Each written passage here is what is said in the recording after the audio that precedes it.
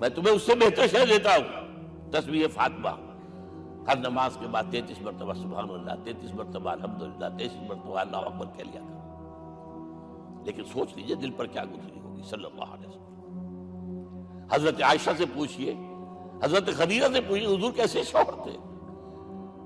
آپ سے زیادہ خواتین کے حق میں نرم، گھر کے کام کا جھاڑو دے رہے ہیں، کپڑے جو ہیں بوسیدہ انہیں سی رہے، گھر میں بیٹھے ہوئے یہ کام کرتے تھے۔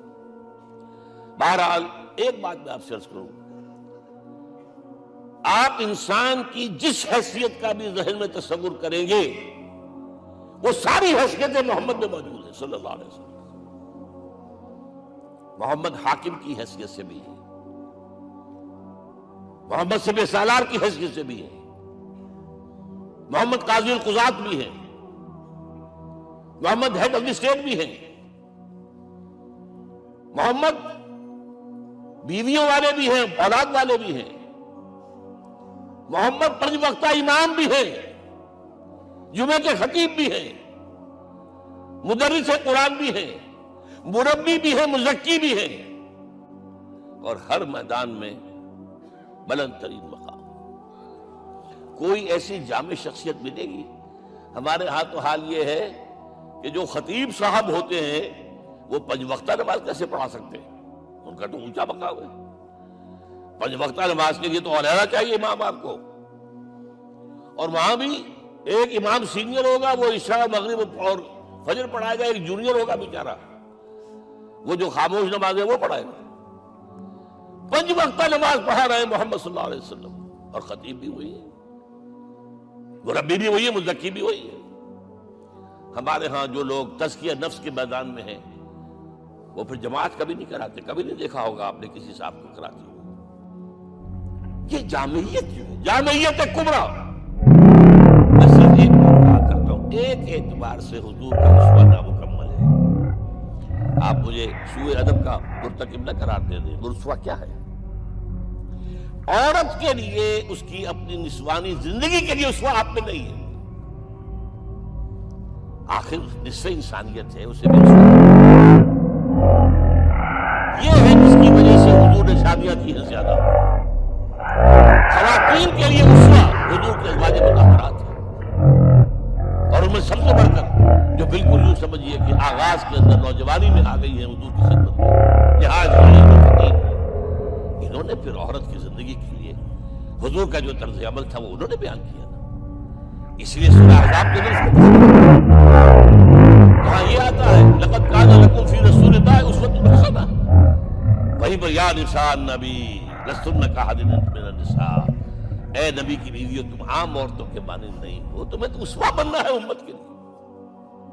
اب اس سے اگلا قدم میں بڑھا رہا ہوں آگے، اور اس کے ساتھ جڑ جائے گی تیسری بات۔ تیسری بات کیا ہے؟ وَنَصَرُوهُ، اس کی مدد کریں صلی اللہ علیہ وسلم۔ پہلی بات تو یہ نوٹ کیجئے، حضور انتہائی غیور انسان تھے، انتہائی غیور۔ یہ کہا جاتا ہے کہ اگر حضور گھوڑے اس میں سوار ہوتے تھے اونٹ پر، اور آپ کا کوڑا نیچے گر گیا تو آپ یہ کسی سے نہیں کہتے تھے کہ ذرا یہ میرا کوڑا مجھے پکڑا دینا، یہ بھی گوارا نہیں تھا۔ آپ اونٹ بٹھا کر نیچے اتر کر اپنا کوڑا خود اٹھاتے تھے۔ کسی سے اپنے ذاتی کام کے لیے کوئی مدد مانگنا امکان ہی نہیں۔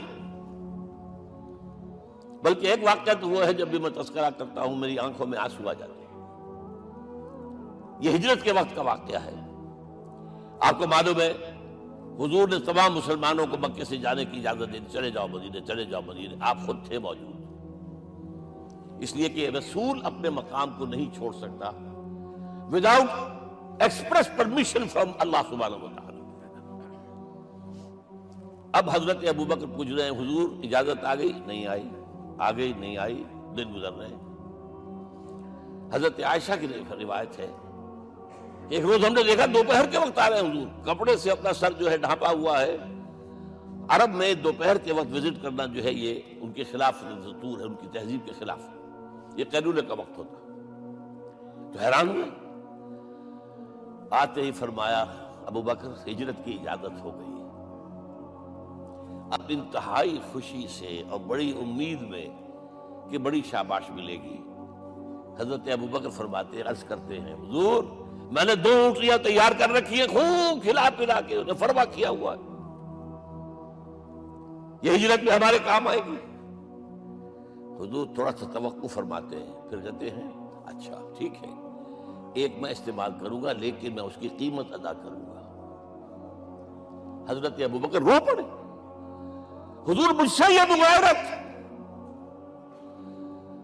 سائے کے تناب کے ساتھ رہنے والا، اس سے یہ مغایرت، ذرا سے اشارے پر اپنی کم سن بیٹی پیش کر دی نکاح کے اندر، اس سے یہ مغایرت، رو پڑے۔